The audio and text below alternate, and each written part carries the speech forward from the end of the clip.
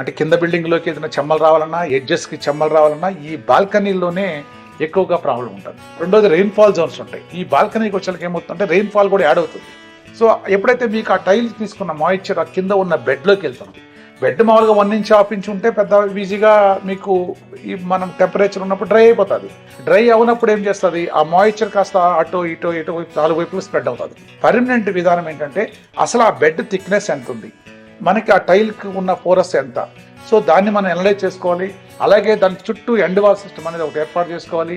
ఆ end wall system ఏర్పాటు చేసిన తర్వాత దాంట్లో నుంచి బయటకి మాయిశ్చర్ ఏదైనా ఎక్స్ట్రా అంటే మీకు బెడ్ డ్రై అవునంత మాయిశ్చర్ కానీ వస్తే అది వాటర్ కింద తయారై బయటికి ఎలా వెళ్ళాలో అనేది ఒక సిస్టమ్ ఉంటుంది.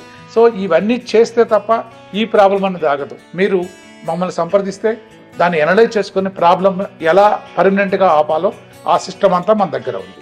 Thank you.